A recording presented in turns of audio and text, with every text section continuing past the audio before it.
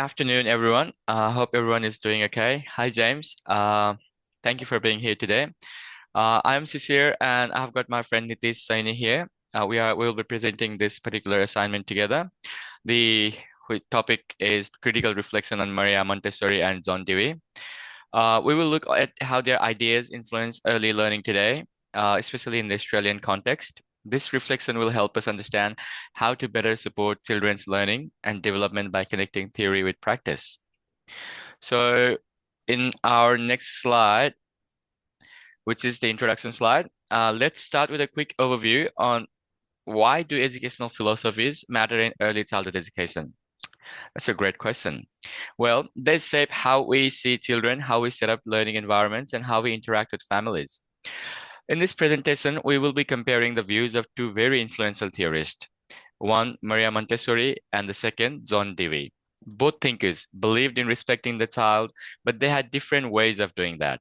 We will explore their views of the child, the role of parents, the classroom environment, the role of the teacher, and how each of them thought about curriculum and learning. Moving on to our next slide. I'll be starting with Maria Montessori because I incline a bit more towards her ideologies.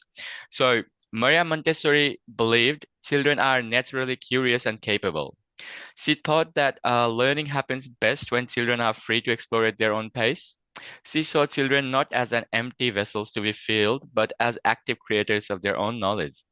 For her, education was about self-construction, meaning children build themselves through experiences. That's why she focused so much on independence and giving children freedom within limits. She trusted children to make choices, and she believed those choices helped them grow in confidence and responsibility. She also believed, in terms of parents and development, Montessori also saw parents as very important in the learning process. She believed the home should be calm, structured, and full of opportunities for independence. For example, letting children dress themselves, pour their own juices, or help with cooking. She also introduced the idea of sensitive periods, window of time when children are especially ready to learn certain things like language, movement, or order. Parents and educators can support development by noticing these sensitive periods and providing the right environment at the right time. Montessori also had her own take on environment, teacher, and curriculum. The Montessori classroom is peaceful, organized, and filled with hands-on materials. Each object in the room has a purpose, and children are free to choose what they want to work on. The teacher's role is more like a quiet observer and guide rather than direct instructor. Materials are designed to be self-correcting, so children learn from their own mistakes. The structure of our environment encourages focus, self-control, and independence. This connects closely with the EYLF learning outcome about children having agency and taking responsibility for their own learning as well.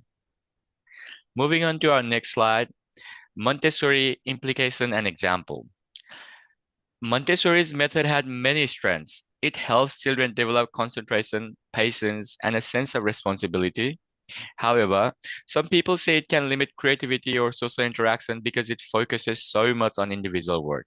For example, you might see a child spending 20 minutes repeating a pouring activity.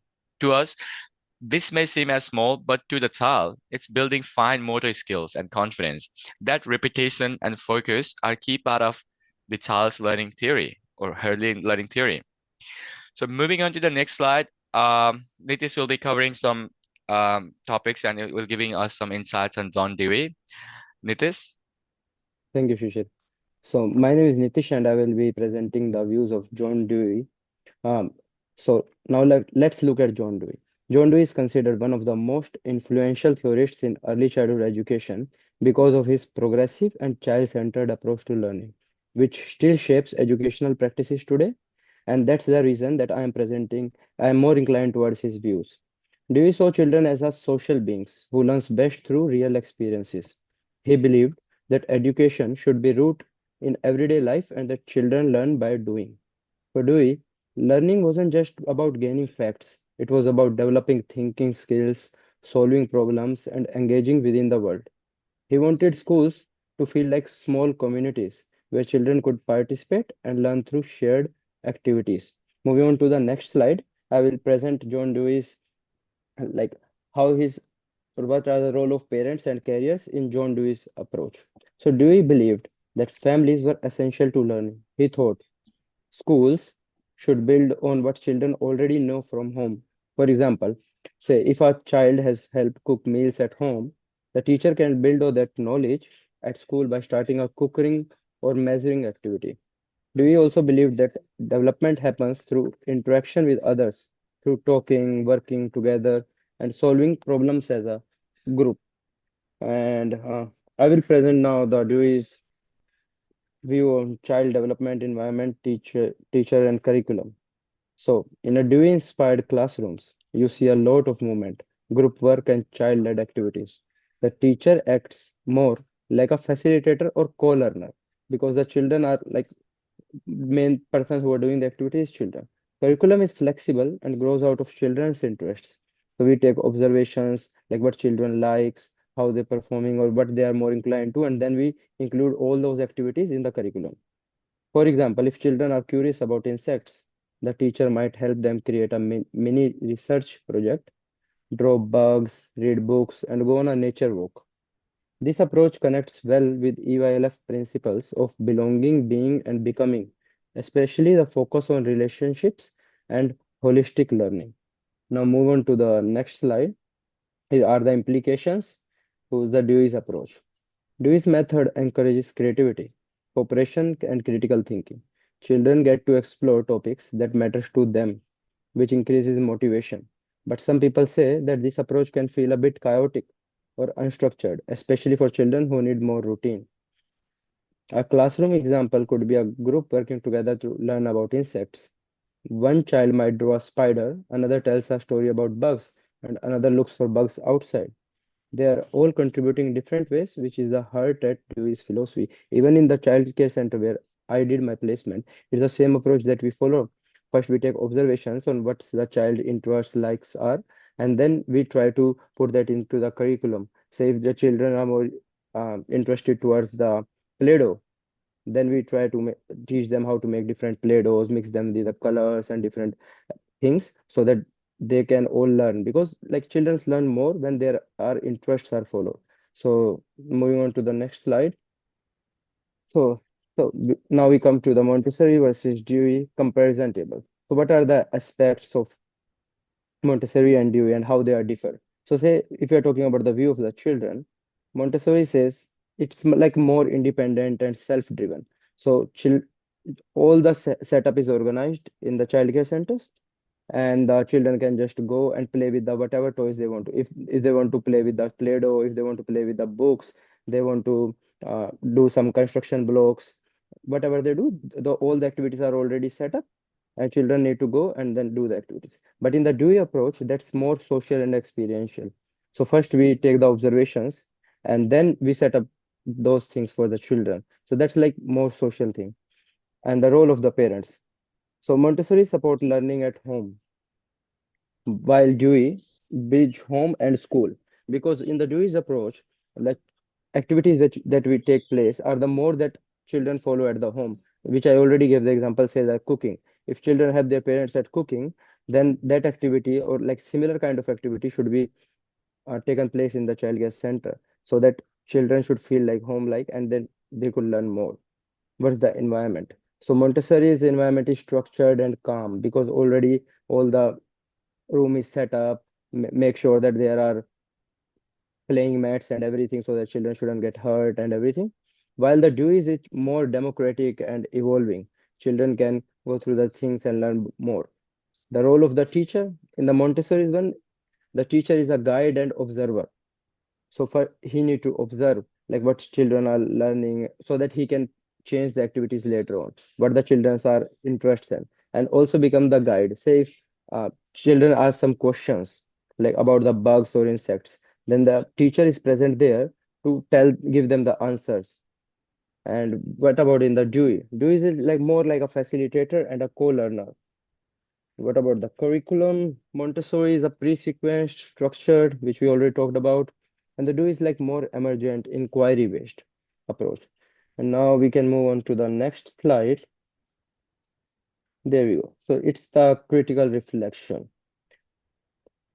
Personally, I find Dewey's approach more connected to today's world and the Australian curriculum. I like how his ideas promote flexibility, creativity, and relevance to children's lives. However, I also appreciate Montessori's emphasis on order and independence, especially for young children, on how they need more structure. And now I want to call my friend Shishi to pose his critical reflections on Montessori, why he likes Montessori so much. Thank you, Nitis. As is Theorist and their theory brings a different lens to early childhood education, and together they offer a more complete picture of how children grow and learn. I normally, I'm inclined more towards Maria Montessori's structured learning because it is a calm approach that appeals to me because it nurtures a child's independence, focus, and self-discipline. I admire how she trusted children to be more capable and competent, how she created environments where even young children could feel confident and in control of their own learning. That sense of inner order and calm is something that I deeply respect, especially for children who thrive with routine or who may be easily overwhelmed by too much stimulation. I would draw from Montessori's emphasis on careful preparation of the learning space, creating calm, orderly environments that give children a sense of safety and structure. And I would also balance that with Dewey's child-led, experience-rich approach, where learning emerges naturally from children's interest and their everyday lives. Okay, moving Thanks, on. Shishir. No, no After worries, it listening to is. Shishir, Yeah. as an educator, I feel like I like to combine elements from both. Both are very good approaches. So if you can combine both the approaches, like one is free play completely and other is structured, so then I think both of them would help children feel more safer and confident. And moving on to the next slide, which are implementation challenges. So Montessori, Shishir, we want to talk about Montessori challenges? Yep, absolutely, Nitish. So talking about the implementation challenges, both approaches obviously comes up with some challenges. Nothing is perfect, right? So I think Montessori requires teachers to prepare environments very carefully and then step back to let the child lead. And that can be hard for adults who are just used to direct learning. Do you want to put some emphasis on Dewey's Sure. challenges in Uh, this? Dewey's also faced some challenges. Like say, Dewey's method needs flexible planning and a deeper understanding of each child's interests. Teachers have to be comfortable with change and willing to reflect constantly. In both cases, I guess, professional development and support are essential.